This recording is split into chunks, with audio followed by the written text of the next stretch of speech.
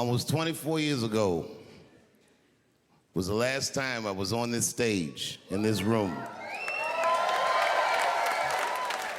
I was taping my first 1-hour special. It's called Killing Them Softly. My girlfriend was sitting in that row, pregnant. She's now my wife.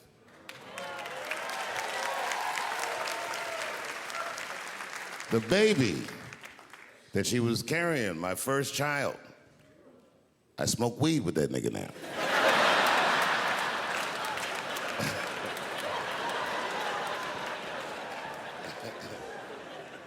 And what I remember most about that night was the pressure. Before the show, I had to run out there on the avenue and hand out tickets to anybody who would take them because I couldn't even fill the fucking room. And boy, what a difference 24 short years makes.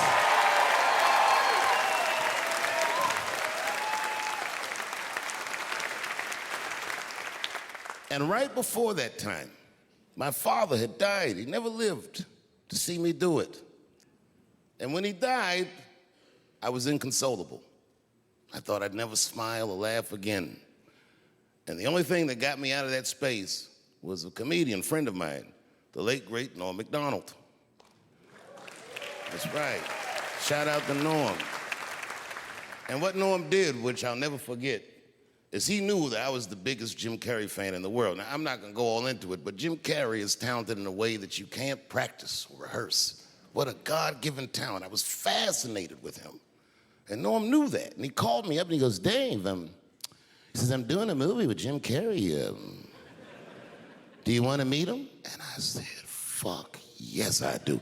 And it was the first time I could remember since my father died being excited. And the movie was called Man on the Moon. I didn't know any of this. And in this movie, Jim Carrey was playing another comedian I admired, the late, great Andy Kaufman. Yes, and Jim Carrey was so immersed in that role that from the moment he woke up to the time he went to bed at night, he would live his life as Andy Kaufman. I didn't know that. When they said cut, this nigga was still Andy Kaufman. So much so that everybody on the crew called him Andy. I didn't know any of that. I just went there to meet him, and when he walked into the room where we were supposed to meet, I screamed, Jim Carrey! And everyone said, no! Call him Andy. And I didn't understand. And then he came over and he was acting weird. I didn't know he was acting like Andy Kaufman. Just like, hey, how you doing? And I was like, hello. Andy? Now, in hindsight, how fucking lucky am I that I got to see one of the greatest artists of my time immersed in one of his most challenging processes ever. Very lucky to have seen that. But as it was happening, I was very disappointed.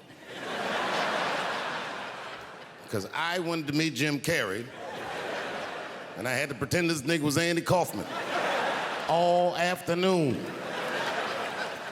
And he was clearly Jim Carrey. I could look at him and I could see he was Jim Carrey. Anyway, I say all that to say, that's how trans people make me feel.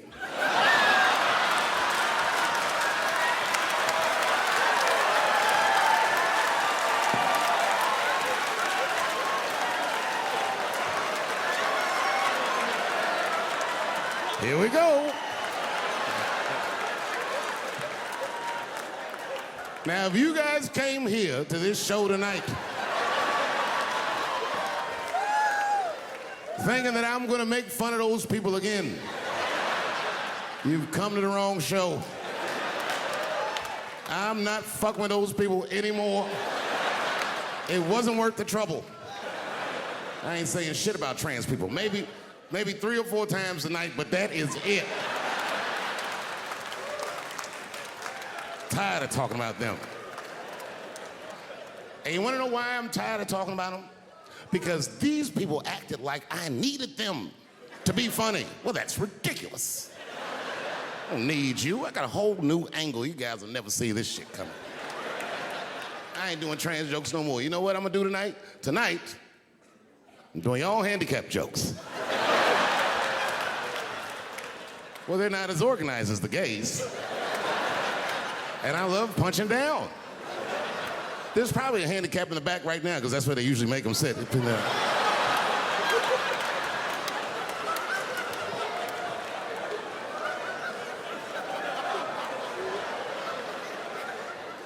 I came here to laugh at transgender people. I didn't know this nigga was gonna make jokes about us. Come on, y'all, let's get the fuck up out of here.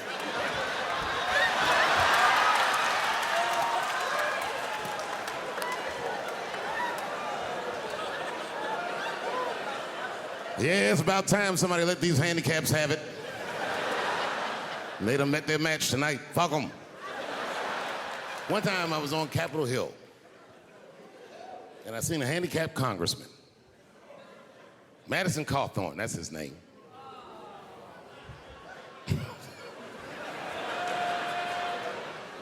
He's a Republican from North Carolina, and he was shocked because I saw him, and I go, hello, Congressman. He didn't even know I knew who he was. He turned around. Then I just walked away. I wanted him to see me do something he couldn't do. I skipped. That nigga was mad.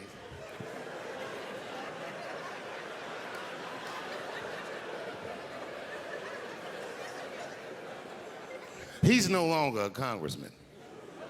I don't know if you follow politics. I'm not trying to be funny, but he lost his seat. He ran a bad race. Oh, buddy, yes, he did. And you know what he did wrong? He was running for Congress again, and this motherfucker tried to be controversial. He was on all them right-wing podcasts talking all that shit. He was like, Washington is worse than Hollywood. I was at home like, what? He said, these people are disgusting. They have orgies and sex parties and drug parties. And I was thinking, this nigga sounds like Juicy Smouye. He's lying. Now, I don't doubt that they do this kind of shit in Washington, but I doubt he's seen it with his own eyes. Because who the fuck invites a paraplegic to an orgy?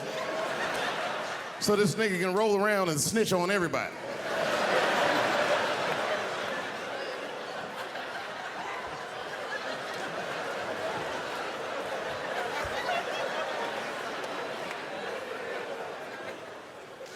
I said, there's only one reason you're gonna invite him to an orgy. And you know what that is. Have at it, guys. I can't feel anything. Let's get this bill passed for America. One at a time, folks.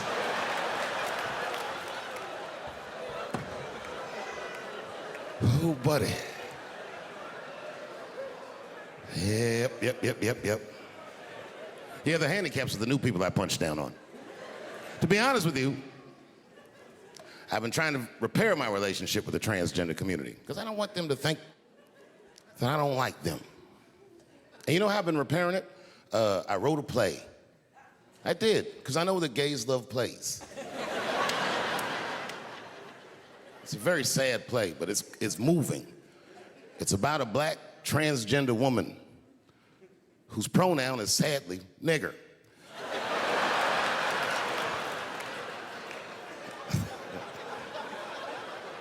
It's a tearjerker. At the end of the play, she dies of loneliness because white liberals don't know how to speak to her. Sad. Speaking of nigger, I've also been working on a book, and this is true. I'm rewriting the American classic, Huckleberry Finn, from Nigger Jim's perspective.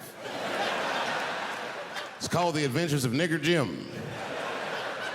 That's how the book starts. Huckleberry Finn walks up to him and goes, so you're Nigger Jim. And he's like, yo, I just said Jim. What's your name, little buddy? Huckleberry Finn's my name. What? Huckleberry? That's your real name? God-given. You know what? Just call me Nigger Jim. It's fine. I don't care if you are black or white or whatever.